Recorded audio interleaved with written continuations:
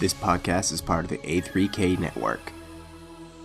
For more information, visit www.anime3000.com.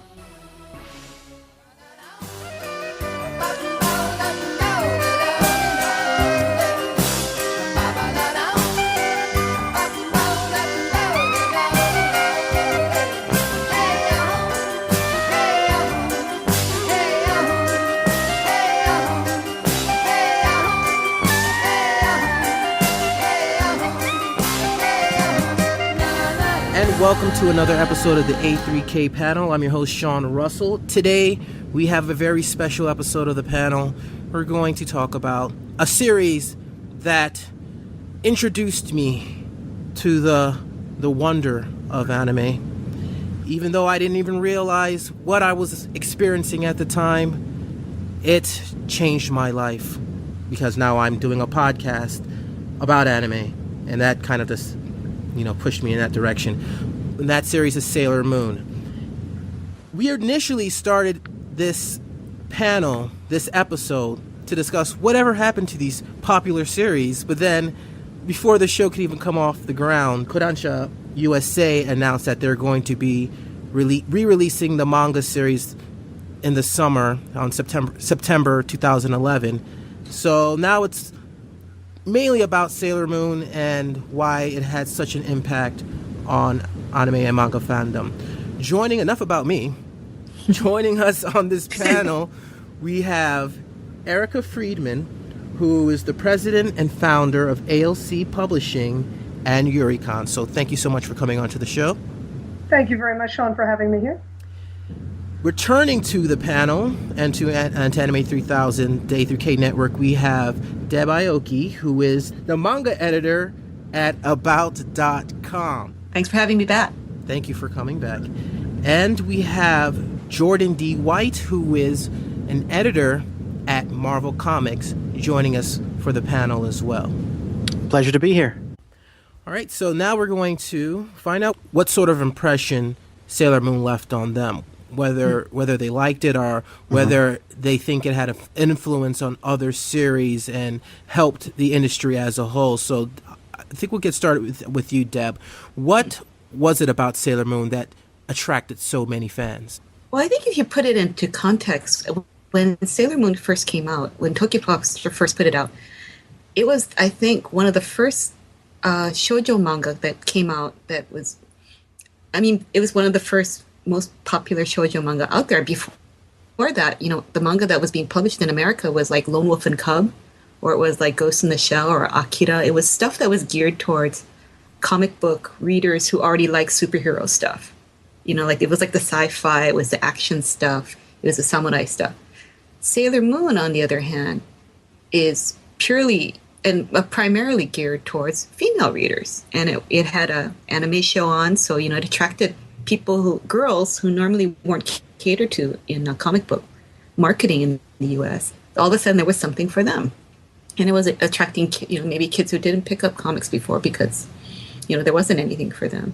So what I found really wonderful about it, because I had been reading shoujo manga since I was in elementary school, and I read it mostly in Japanese. I say read with quotes in it because I can't read Japanese fluently. But I was addicted. I love that stuff. So it was astounding to me to all of a sudden see shoujo manga being readily available in English. And then to see it be so popular just kind of blew me away. And I guess we have the same question for you, Jordan. What was it about Sailor Moon? And Deb brought up an interesting point. And before you give me your impression, she mentioned that it was geared mainly towards a female audience. And and that's one of the things that's kind of plagued me for a long time with series like Sailor Moon and Fruits Basket, where Fruits Basket is probably one of my favorite series of all time. But it was obviously geared toward a female audience, and same thing with Sailor Moon.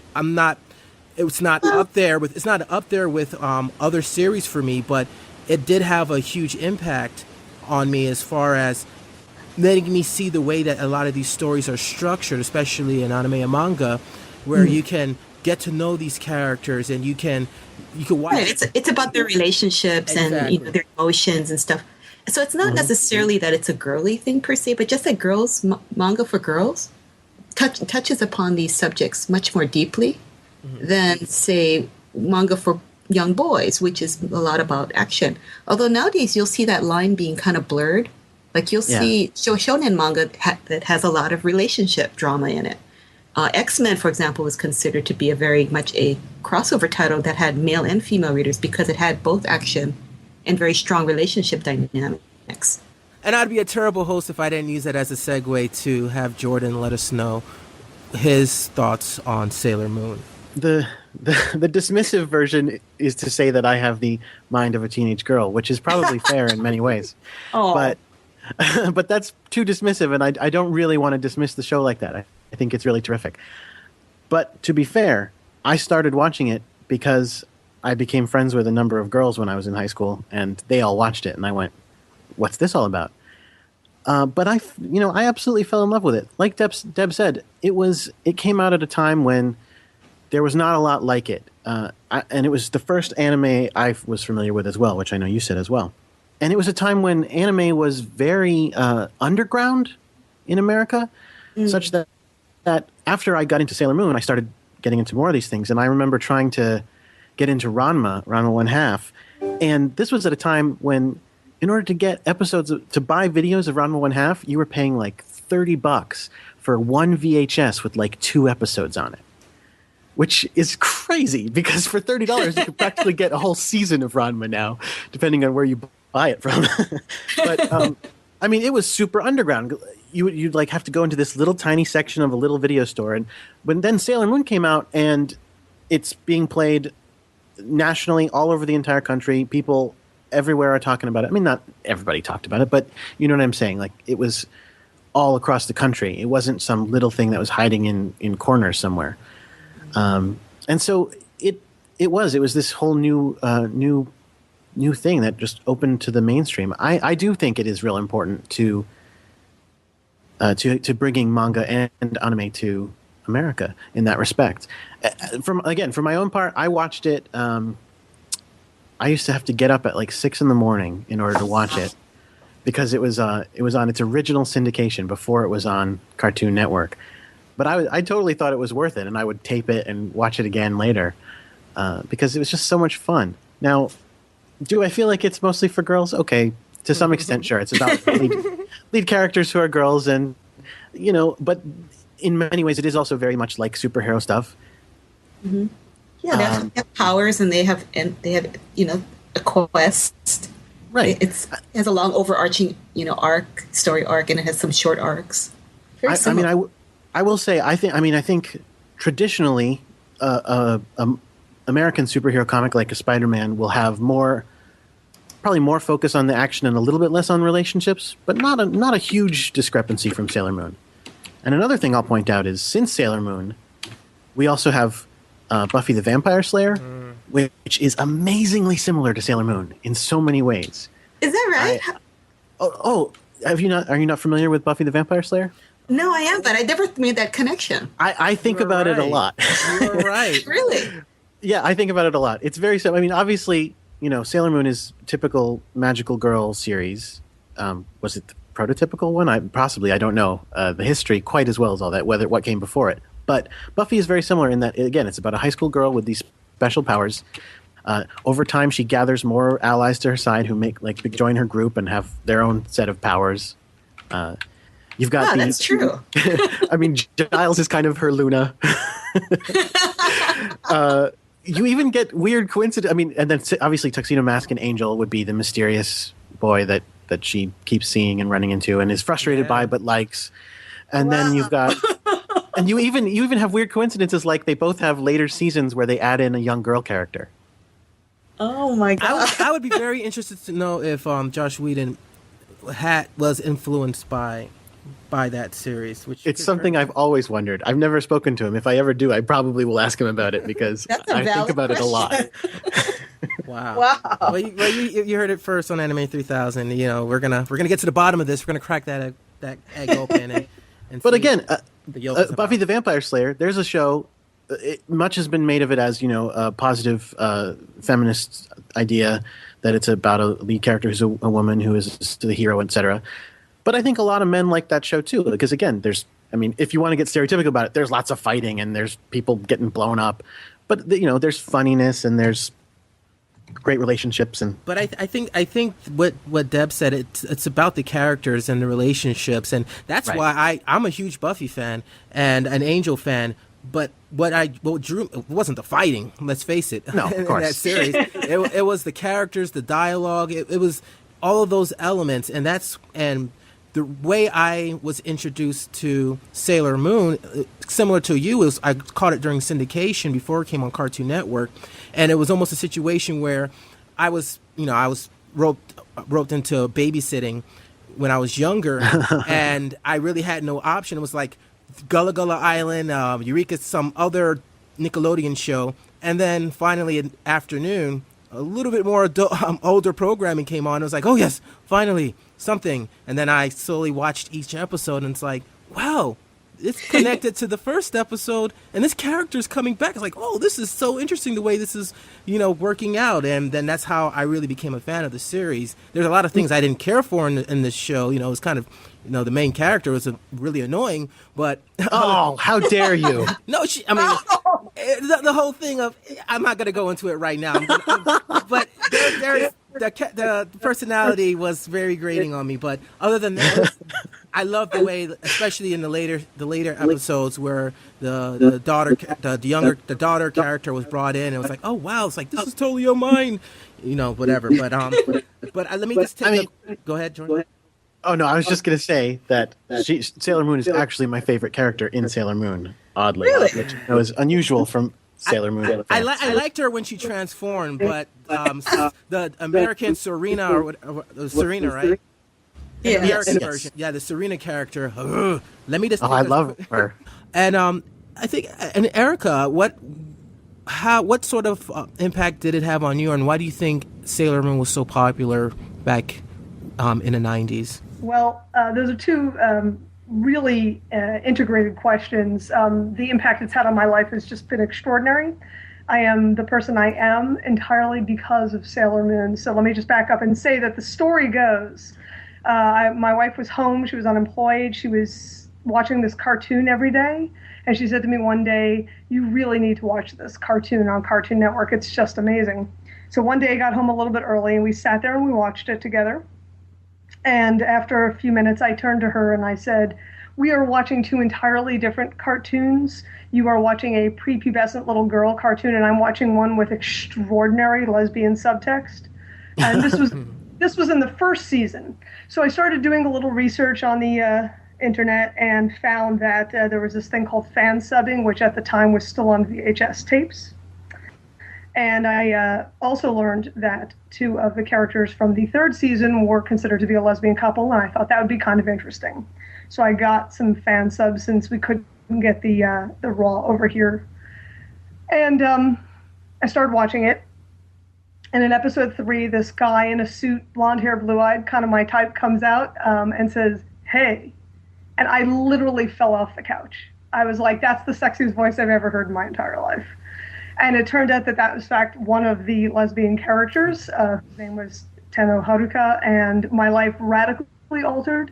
Sailor Moon created a giant hole of time and money for me that has taken me through the last 13 years of my life and has had me travel the world lecturing and talking about a particular genre and writing about it ad nauseum. And I even had the opportunity to meet the voice actress Ogata Megumi-san, who touched me twice. So it's radically altered my life personally. In terms of the fandom, why was it really, really popular? I think it did a number of things, and this is true for both in Japan and in the West. One of the standard assumptions of entertainment in pretty much every market is that girls will read and or watch things made explicitly for boys, but boys will very rarely watch things made explicitly for girls. Sailor Moon was the first anime to really shatter that presumption into a million pieces. There were a lot of reasons why. There was, they were very long-legged with short skirts. They were very sexy. Ray always wore high heels. Venus wore, just was sort of the goddess of love, and therefore, in most people's minds, sex. There was just a lot of reasons why. But it completely shattered all records of any kind, including ratings on TV in Japan. And then when it came here the first time it came here to North America, it was shown as a little girl's cartoon. Deke had obviously edited it significantly, and they were running it in a very early time slot. So it was really geared towards little kids, and it kind of failed. It just sputtered. Nobody cared about it. And then sometime later, the folks at Cartoon Network had a better idea, and they added it to their after-school block with Dragon Ball Z. And between Dragon Ball Z, which was like the manliest of boy cartoons, Sailor Moon, which was, this girly adventure cartoon, which nonetheless had blood and tears and sweat and guts.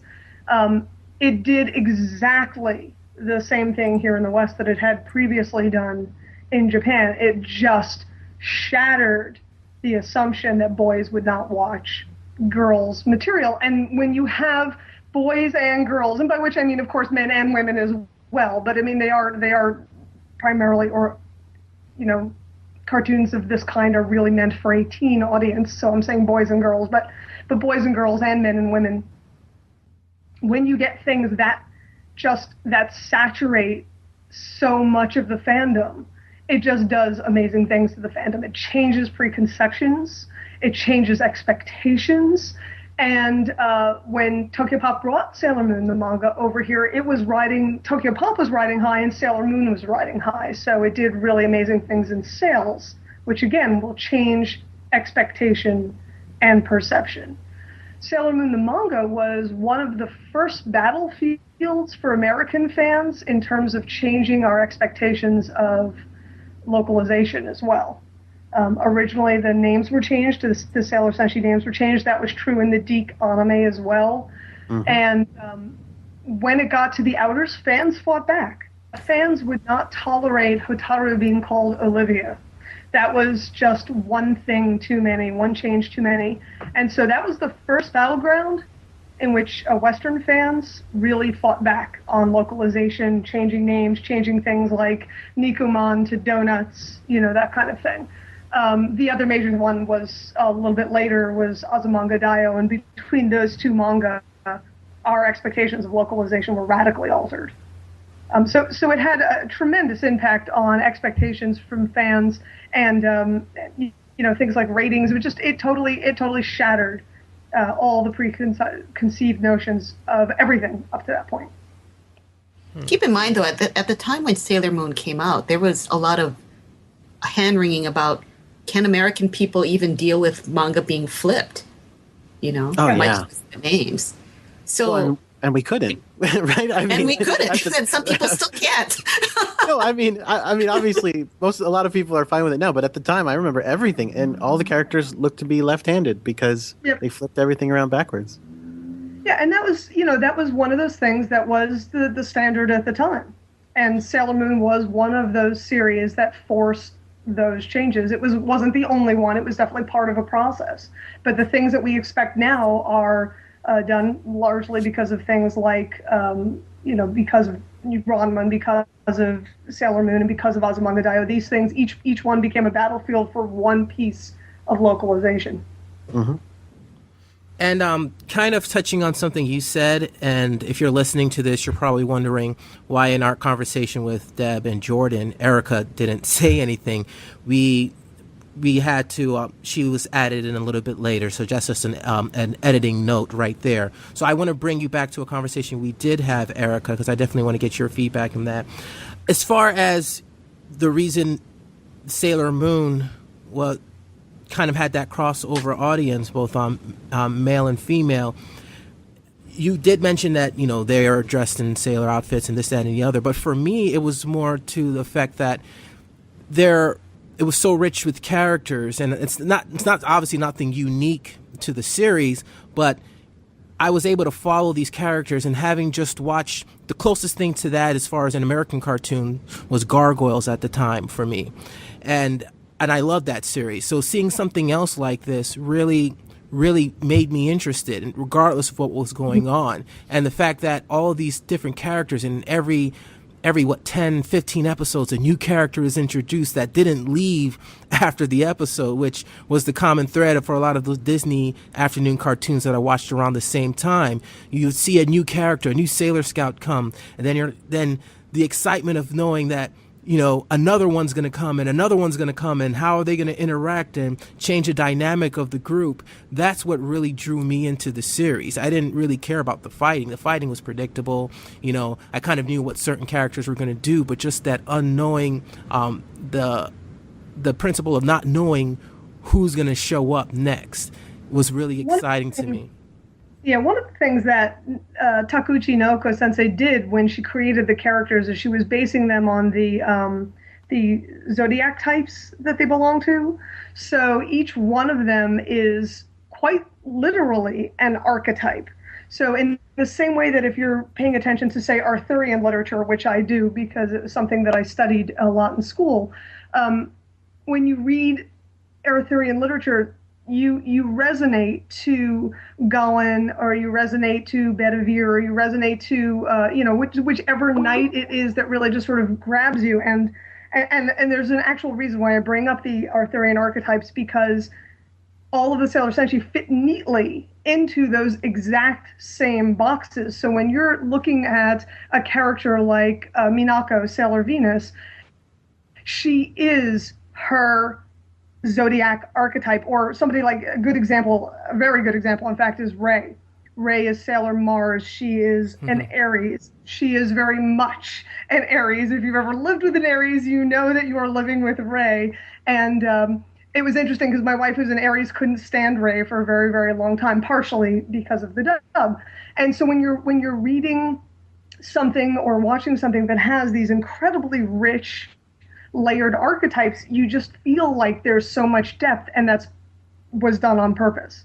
So she was essentially handing you characters with full personalities, and of course with full backstories, which means that they have an entire existence before they actually encounter Sailor Moon as well. And so it's not just that they were a non-entity until boom, all of a sudden they're a Sailor Senshi. They are these people with lives in and around the story of the story. So character is a tremendous part of Sailor Moon for me as well. I think that also that, of course there's an overtone of like destiny and fate in the show, but I think more important than that is the fact that they have a very rich friendship, and throughout the series, like the power of friendship is, I think, a huge theme, and like very frequently either love or friendship saves them. They'll come up against the final villain. What was that? That's a typical in a lot of shoujo and right. shonen series, of course. Right. Yeah, they come up against the final villain, and yes, they have their, she has her tiara she can throw at it, and she has a blasting thing she can do, but it's because of the power of friendship and the power of love that they can get through things. And I think that's, obviously that resonates especially with young people who are in, high school or whatever. It was a lot more complex than I think people expected it to be. I'm sure. I mean, I think like Brian, like I talked with, I think Jordan, your experience very much mirrored like a lot of other guys' experience. Like, oh, my sister was watching it, and then I got sucked in. Right. Lots of girls who watched it, and I was like, all right, I'll check it out. Why not? I remember watching the last episode with a friend who'd come over from England, and it had been years after the series was off TV, and we sat him down. We said, we're going to show you episode 200, and we're going to cry. So just be prepared that we're going to sit here watching the last 4 episodes, crying like with tissues shoved to our faces, and I need you not to be embarrassed about this. But that's what it's like, man. It's a really moving show. You get attached to those. Again, you get attached to those characters. They are very rich and they feel very real. When I was in Tokyo the first time or second time, we actually got to see one of the Seiramyu musicals. We just happened to be somewhere where it just happened playing, and we actually got to see it, and it was based on the Sailor Moon S season, so it was just extra super fabulous. And one of the highlights for us was the way they made the Witches 5 costumes wearable by actual human beings, which were three-dimensional, absolutely fabulous. And then the other thing, which was one of my absolute favorite moments, is the moment where Uranus and Neptune die, because of course inevitably this will happen. They go leaping across the stage to die hand in hand, and it was, you could see you could feel the audience just totally there watching them, like it would not have been the same if they reach out for each other in that last second, grasping, and then they collapse and die, and it was like, oh, okay, that's already that's cool. So what different series had the same sort of formula, but what made Sailor Moon stand out and have such an impact on other series that came after? I think it was a combination of all the things that made it so wonderful. I mean, really, I've watched Wedding Peach, and it's cute, but it's not Sailor Moon. There was a lot of it was timing, a lot of it was characterization, and we've talked about some of the the bonds of friendship and the fact that love saves the day, and somebody recently just did a little overview of Sailor Moon, and they were talking about how it was really a girl's world, and the guy actually was in it to be saved and not to save her, and little things like that I think really made the difference. And we're going to make a difference in the lives of our listeners by taking a short break and coming back with a little bit about the future of the franchise. A lot of big announcements have been made. Can Elite want to speculate on some other things? But we'll get into that right after this break.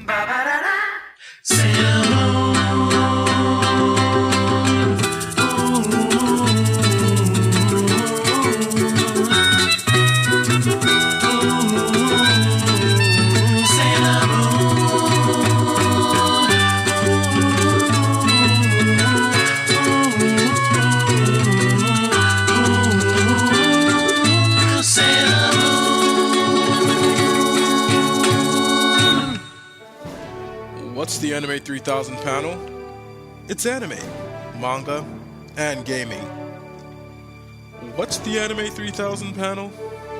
It's bloggers, podcasters, voice actors, and members of the anime and manga industry, as they discuss a variety of topics ranging from giant robots to tokusatsu. What's the Anime 3000 panel? It's the future of anime podcast. Oh my God, Becky. That was so corny. Yo, this is Sean Russell, host of the Anime 3000 panel.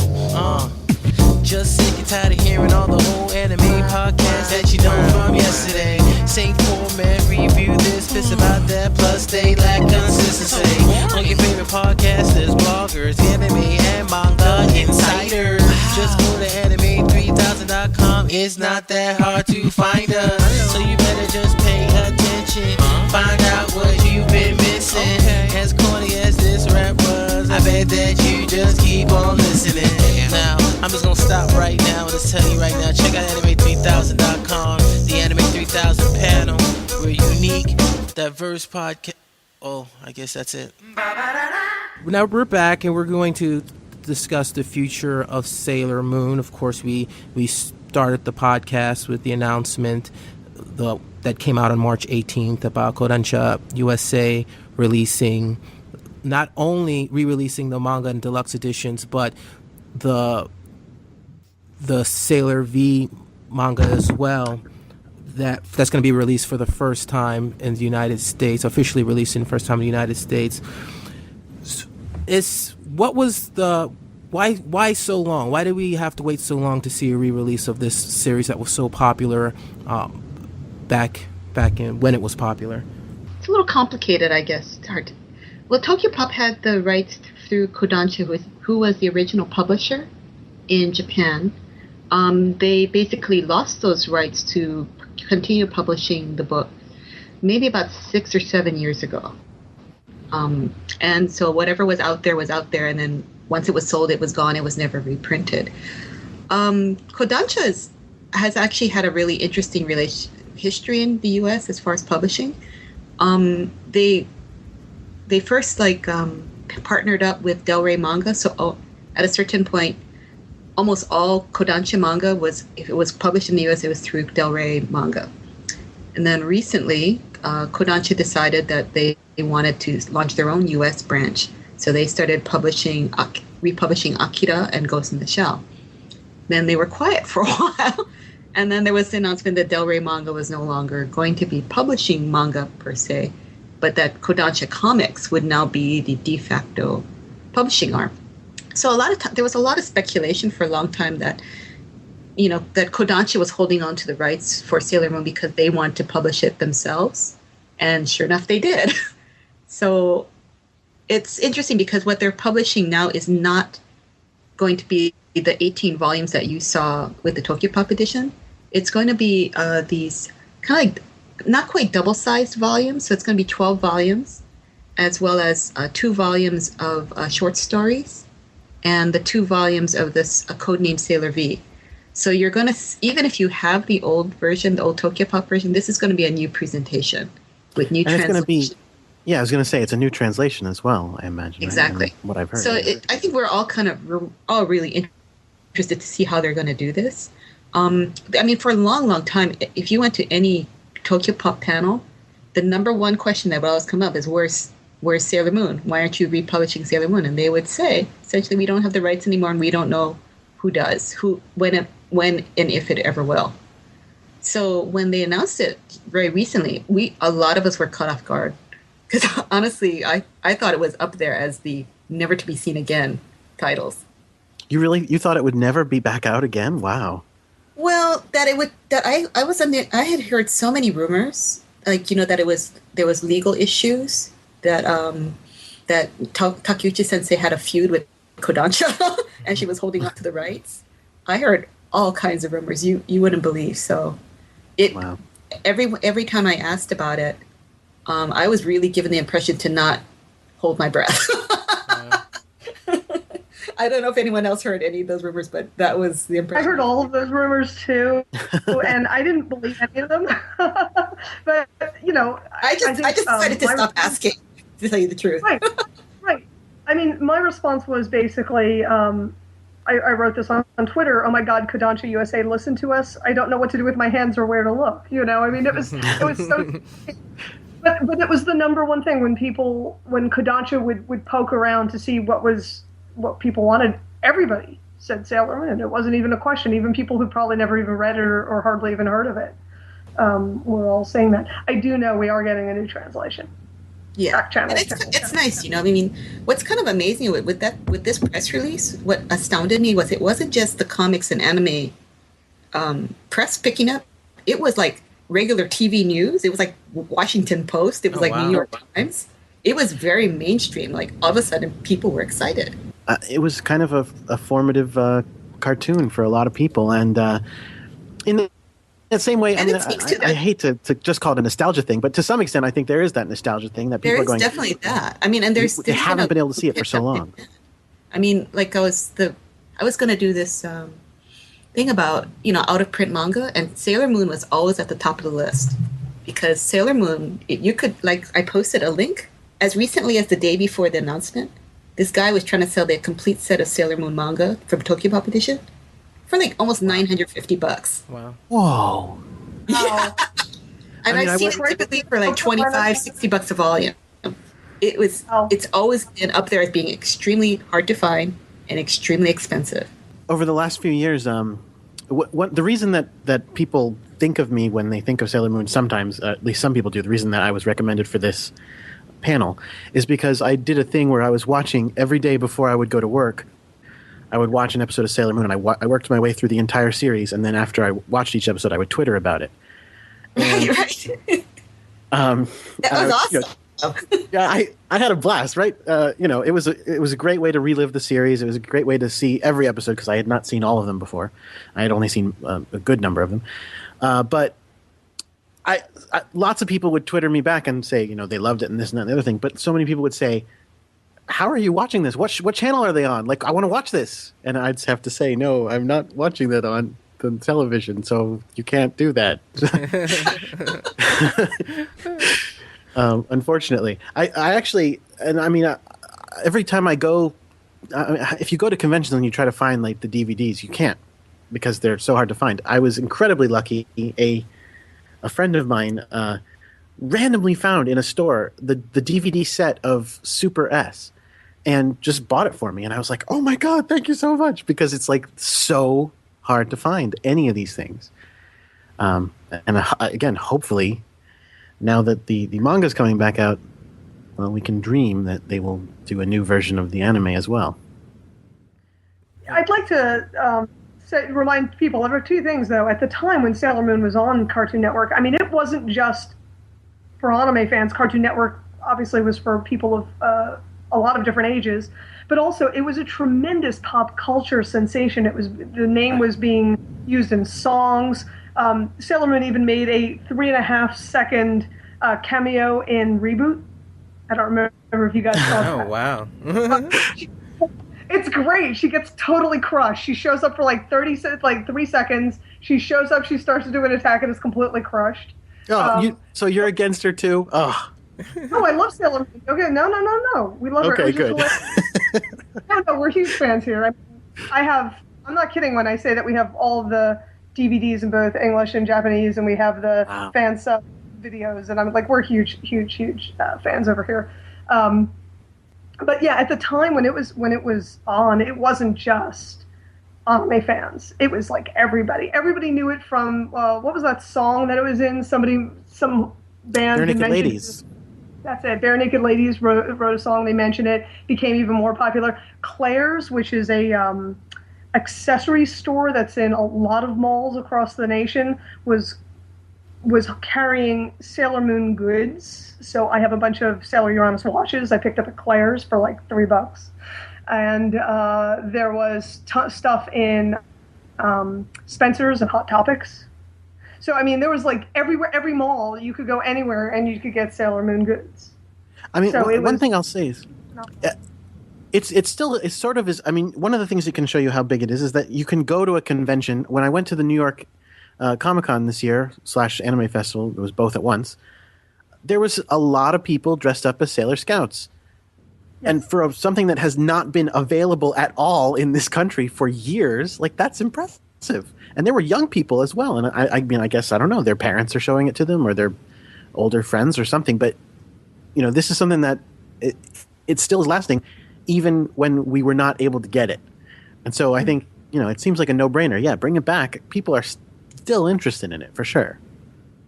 I wonder if enough time has passed since it was put out through official channels that if it came back, a new generation can relive it in a different way than, let's say, Dragon Ball Z is being relived, since it's always kind of stayed in everyone's consciousness, that it can have the same sort of feel and impact in the United States that it had back when it initially came out. Do you think that would be possible?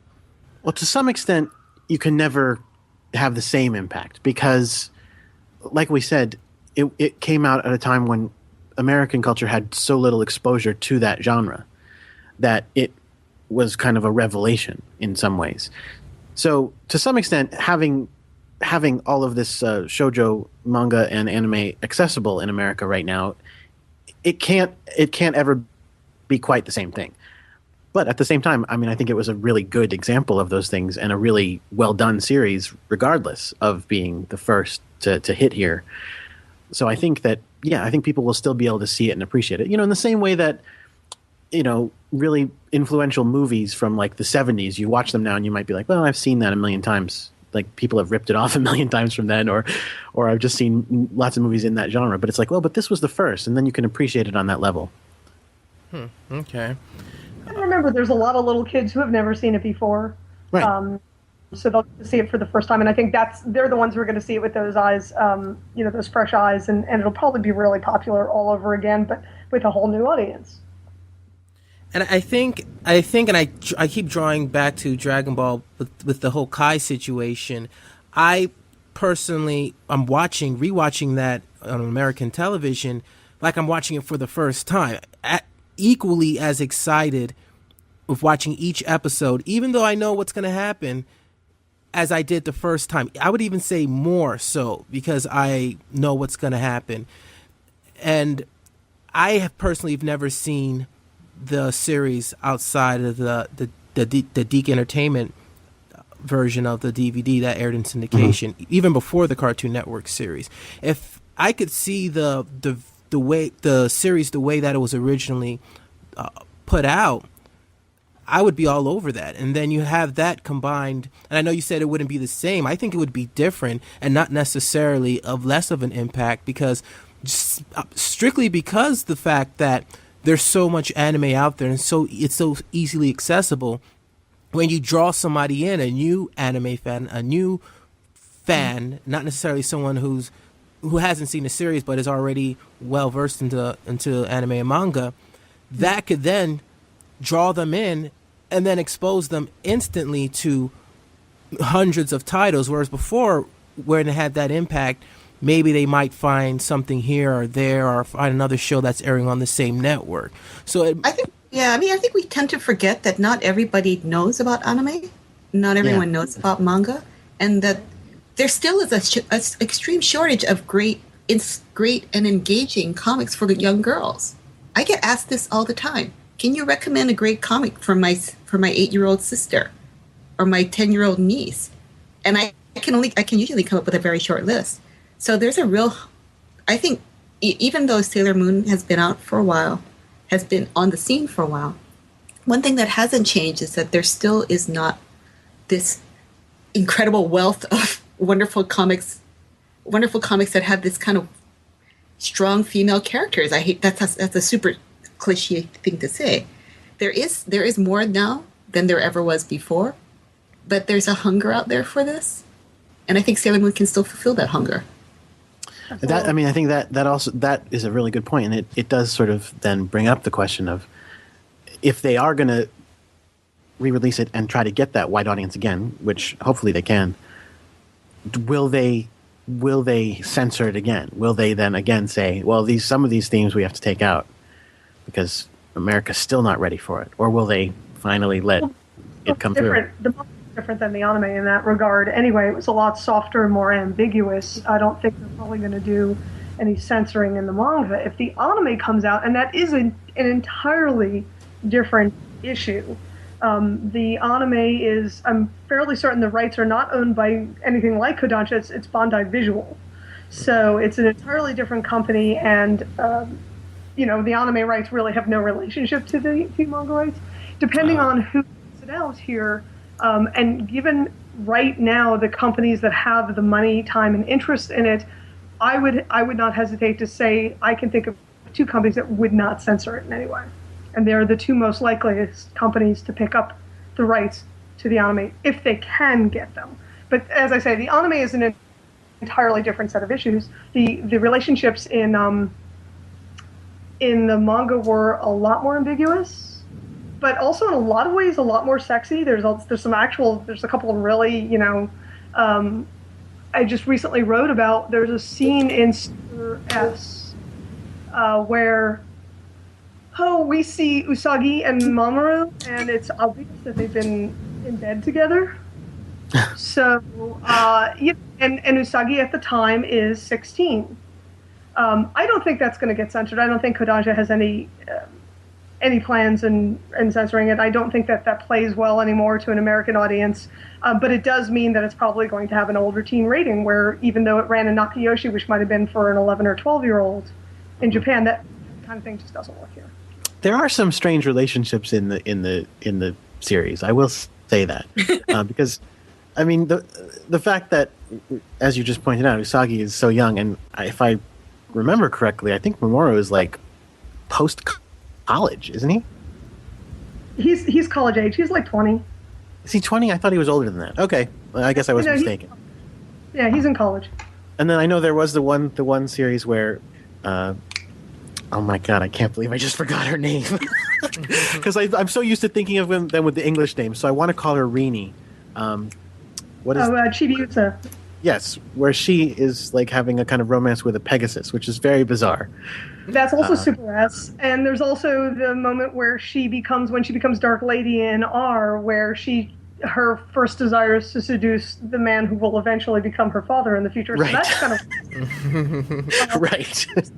And there's even some pretty hot, questionably hot just interstitial art, there's a very infamous picture in which Minako is groping Usagi, and it's a really nice picture, but it's just one of the interstitial pieces. And really, of all of the relationships, the one between Haruka and Michiru is probably the least anything. I would imagine that Chibiusa seducing her future father is probably a little bit more off. One of the things that would, if they released the anime without censoring it, I would look very much forward to seeing what people thought of Sailor Stars here, because I know they never officially put it out here, and it gets pretty bizarre as well.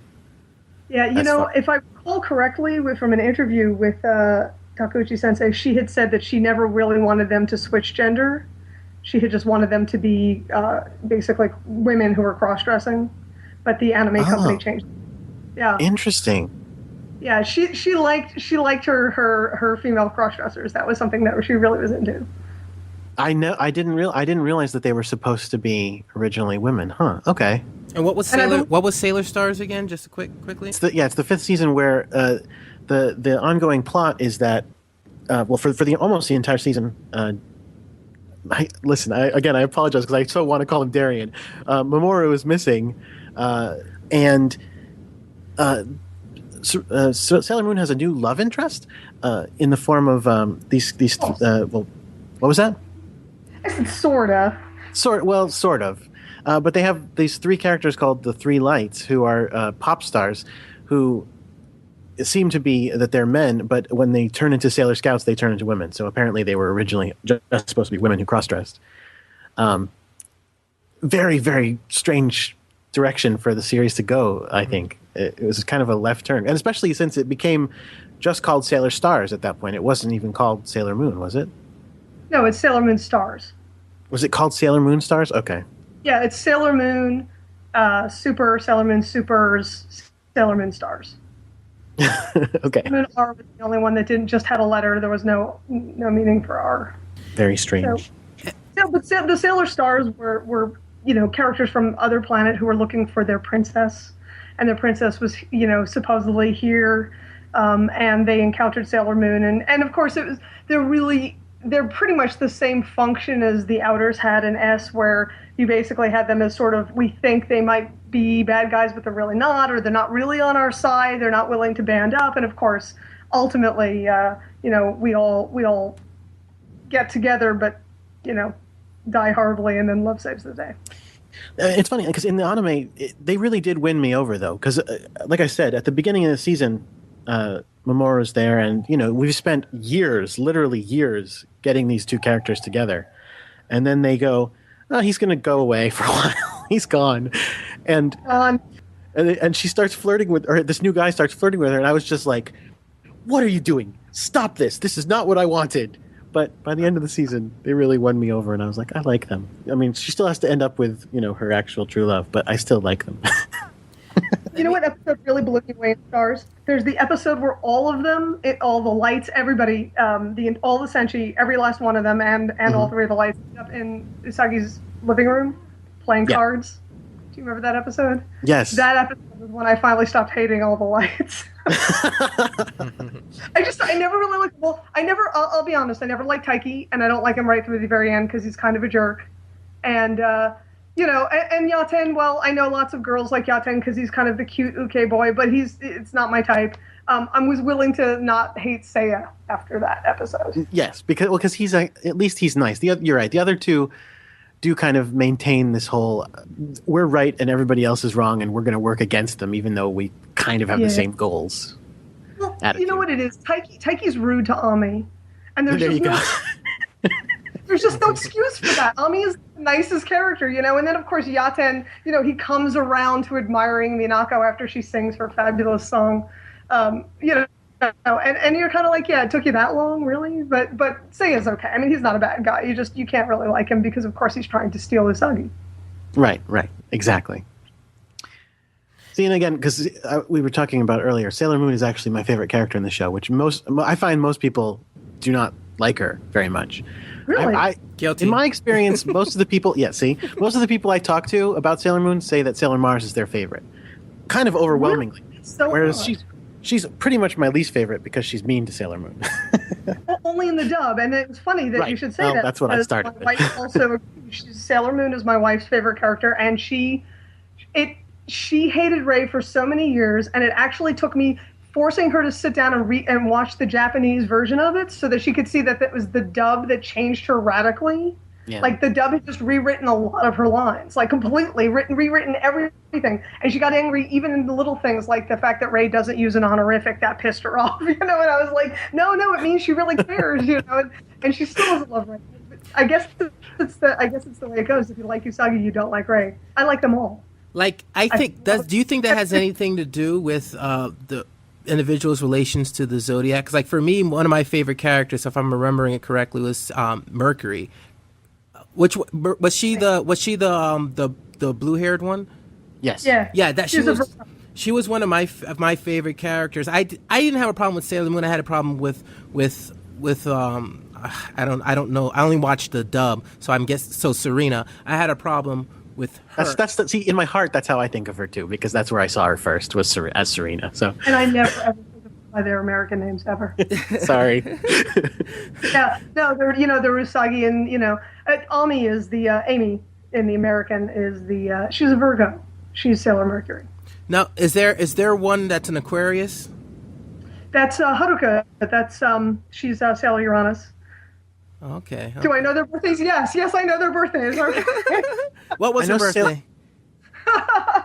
Haruka's, I think it's February. I'm going to get this wrong because it's not off the top of my head. I believe it's February 19th, but now I'm going to probably. Hang on a second, let me find out. And I'm going to type. I'm pretty sure Sailor Moon's is, I think, June 30th. Yeah, she's a Cancer. You can kind of tell, So, do you think because they follow the archetypes of these different? I'm sorry, it's January 7th. Haruka's is January 27th. So there you go. I did get that wrong. So she's barely an Aquarius. Yeah. Hey, you're either all in or not. Do you think because they are following the zodiac archetypes, the descriptions are the characteristics that because, well, if you believe in that, what type of character you're attracted to and what you can relate to more, that's kind of dictates whether or not you hate Sailor Moon or you like Sailor Venus or Mars, or do you think that's just reading too much into it?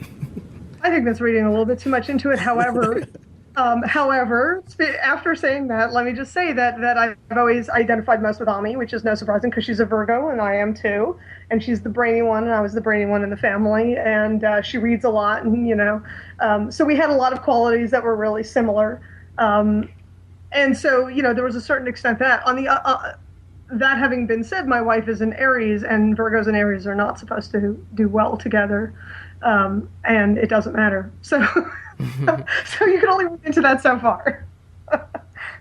Okay, and we touched on the possibility of an anime series coming out, and I don't know if it was Deb or someone that said usually they go in tandem. Do you guys have any predictions for and obviously nothing has been officially been announced, or there are even rumors yet of the anime series being re-released, but do you have any predictions as far as that's concerned? Well, back channel chatter, because I am in the industry as a publisher and I do actually have contacts at a lot of the companies. I know that several companies have been, for a fact, looking at trying to license it for some years now, and there's been a lot of variables involved. So I don't think any prediction can be made as to when. All I can tell you is for absolute sure that there are at least 3 companies that I am 100% aware of within the past 4 years who have been trying to find out if possibility. Yeah, I don't have any inside information myself, but I know that if and when they come out, I will definitely be twittering about them. What would make sense to me, and just kind of following the trends and past releases of series. Obviously, this is a different case because it's been such a hurdle to even get to the point where we are now with the manga being re-released in September. But I see it, even if a company, let's say tomorrow, were to acquire the distribution rights for the anime, I see it being a situation where we wouldn't find out until the summer or late spring convention series, because this type of announcement is so big that, let's just say, for all intents and purposes, Funimation were to acquire the rights to the anime series, that would have to be made at an anime expo or an Otakon, and not just a press release leading up to the series, and as a big announcement, because I don't see any other announcement being as huge as that. And if they were to acquire the rights leading up to that convention's season, having the manga being released midsummer is an amazing lead-in to a huge publicity PR push for that series to be released on DVD whenever it is, even if it's next year. So if I were to make a prediction just for fun, and because I like doing things like that, I would say if a company does pick up the series, and like you said, there are companies definitely interested in it, we wouldn't find out until Anime Expo or Otakon. I would strongly disagree with that. That's not how it works in this industry, and it may work if you're a comic company, a Comic-Con maybe, but in the anime industry, there's been no sign that, not every company is out on the West Coast, not every company is out on the East Coast, not all of them make it to big conventions. I would say that if they got it, they would announce it whenever the final signature was made and the ink was dried on the contract. That's when they would have said. Depending on who got it, you would have different things. Funimation is a fairly regular fixture at some of the bigger conventions. Some of the other anime companies out there who are likely to get it are not so much. So if they're not in the habit of making the conventions and making announcements there, they might do it other ways. Some of the better companies out there, the company that I would very much like to see it the most is the stuff, Nozomi the Right Stuff. I think that they are probably my favorite company in terms of being able to handle something like this, and I know for a fact that they would not censor any of it, and I think they would just handle the whole thing beautifully, but they definitely wouldn't wait for any kind of an event, should they get it. I think like Deb was saying earlier, the fact that the announcement of the manga got picked up in so many places that were not just anime news places, or I'm saying, I guess, is a reason I don't think they would wait, because I think they would think this is a story that's not just going to resonate among the anime community. This is a story that has potential to be picked up in a lot of places. So they would probably, they'd be much more interested in just getting the news out there to everyone rather than waiting. Not even San Diego Comic-Con? The question mark?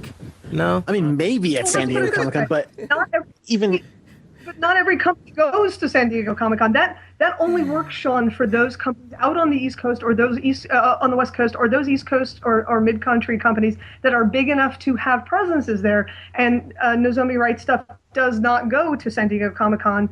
When they announced Utena, they just announced it.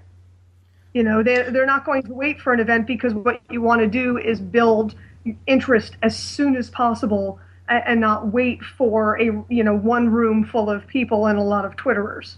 Well, I can't argue with your logic, and that's why it was a prediction from me. And whatever. We can hope. We can hope. We can wish. We can pray. Absolutely. I do have a question about that. Because you were saying during your prediction, you said something about, well, would they announce it and then the DVDs would come out at such and such point?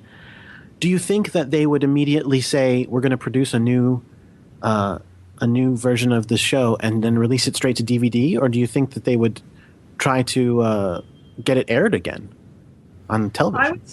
I would say this is my version of a prediction. So this is, but again, depending on the company and looking at the models that go on now, there's nobody who's going to waste their time with TV. Okay. It's too hard. It requires censoring, because TV cartoons are an entirely different thing than anything else. And why bother with the amount of money that it's going to cost to get them on TV when you can just stream it on YouTube? So Funimation has their own streaming channel. Nozomi Right Stuff has their own streaming channel. Why on earth? There's you could go through Anime News Network. Why on earth at this point would anybody even look at that model? It's a new world. I don't know the figures, so I thought it would be more money, but I guess not. Well, I think it probably end up being less money. I think it would cost them so much. They'd have to make those edits. The dub would have to be changed. I mean, yes, you could change it better than it was. You know, Deke didn't really care very much for the, I don't even want to say artistic integrity. I was actually watching Sailor Moon Ash just a few days ago. I was sitting around watching it, and I was reminded yet again that it's really very bad animation. Everyone's got this rose-colored glasses version of it. That even S, which had a pretty high budget for the rest of Sailor Moon, really doesn't have great animation. That was not what made it popular. You know. So what if? So you're looking at based on what you just said. How would you explain the Kai being on these different platforms? I wouldn't try to explain Kai. Dragon Ball is a different thing. Again, remember, it's a boys' entertainment. In America, always violence is okay and sex or sexiness is not. So that's true for everything. That's everything. I don't know what Kai is on. Is it on Cartoon Network again? No, it's on Nicktoons and on syndication and Saturday mornings, I believe. Okay. So they had a different agreement. I know that Cartoon Network kind of is shying away from animation at this point for a lot of other reasons. There's political stuff going on. I'm not saying that they wouldn't. I'm just saying that I think that it's probably not the best option anymore. Kids are growing up now. They go to YouTube. They don't realize that there's a difference between legal and legal channels. So if it's on YouTube, they see it. But I think there's a lot to be said as far as not totally writing off television. I mean, I've had conversations, not like in-depth conversations, but I've asked a few like 5-year-olds, kindergartners, if they know of this character. Like I might have had an issue of A3K USA or something in my hand that had a picture of Goku, and they would pick up who that was because they've seen episodes on Nicktoons after they watch Fairly Odd Parents. So I think Sailor Moon's going to be a different thing, kind of what you said, but just in television, having certain series on television, I don't think that's a completely lost model. But then once again, I'm not in the industry. I don't think it's a lost model, but I don't necessarily think it's what you think it is. Having a 5-year-old that says, "Yeah, I know Goku," isn't the same thing as income, and that's a really important distinction because. You know, you could have a million 5-year-olds who know what something is and still not have made a single cent on it. So let me go back to Nozomi Right Stuff. They got a license to Maria-sama ga Miteru, which is an entirely shoujo series. There's no action, nothing happens. It's Catholic schoolgirls not getting in trouble. I mean, nothing is going on in the series. There's no reason to ever have expected this to be financially successful. They're not going to put it on TV. Because it has nothing. You know, it's not shiny and colorful. It's not a high decibel fruit salad like Precure is. And so what you have is they just went with hitting up YouTube channel.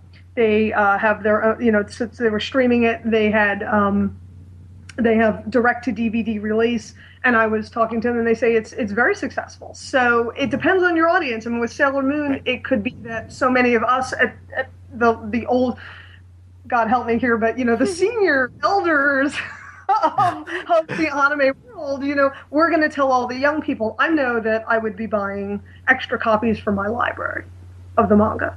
I will be buying that, and I will be having them feature them, so that younger people can say, "Oh, hey, what's this?" And so this is, I think that's going to get the manga out. Is lots of us buying it and giving it to people we know who might like it. I was just going to say, I think it's a matter of just how far they want to take it. Whoever gets the rights. Well, I mean, the manga is already in place, but whoever gets the rights to the show, if there is another release of the show, because I think with the manga, it's going to be. I mean, as long as we still have bookstores, it will be sold in bookstores, and to some extent, they can just place it on the ends if they want to promote it or whatnot. But I would say it's a little bit harder with DVDs in that, I don't know, I feel like just releasing it straight to DVD is probably, you're going to sell it to the people who know to look. You know what I mean? The people who are looking for it for a reason. Whereas I feel like, and I know TV is kind of going down as the internet becomes more prominent, but to some extent still, putting something on TV is a way to kind of throw it out and say to the mass audience and say, take a look at this before you have to start paying money for it. Now, I guess you're right. With YouTube things, it's the same. You go ahead and put Sailor Moon in, and you're going to find whole episodes on there still. No, I know, but that's what I'm saying. You have to look for it. Whereas with TV, you still have the phenomenon of let's see what's on, and you find something, or you're watching the show before, and then the next show is Sailor Moon. Whereas I think I'm not going to say that doesn't exist. I'm just going to say that by the time anybody actually licensed this, that may not be an option. Okay, that's fair. But to be very fair, you guys aren't recognizing that in order to get something onto a TV, there needs to be work done to it. So, there isn't going, so you're basically asking the company to then do another version of it, and they have to pay to get it on. It's not like it's not like Nicktoons says, hey, we'll do that for free. There's money involved, and the anime companies are not raking it in hand over fist, as I think a lot of people seem to think they are. I think with that we're going to wind down, and I'm going to find out if you have any final comments on Sailor Moon before the summer when everything just starts to really go in its favor. Hopefully. Well, Anyone? I will say that as a Sailor Moon fan, I'm super excited for the re-release of the manga, or for this new release of the manga, because I look forward to reading it with new eyes and experiencing the whole series again. I as I said before, I started watching the series in its days on Deke, when Deke was doing it at like 6 a.m. in the morning, and I didn't finish watching the series until much, much later in life, because by the time they started showing it on Cartoon Network, I had kind of grown a little too old for it, and I stopped paying attention to it.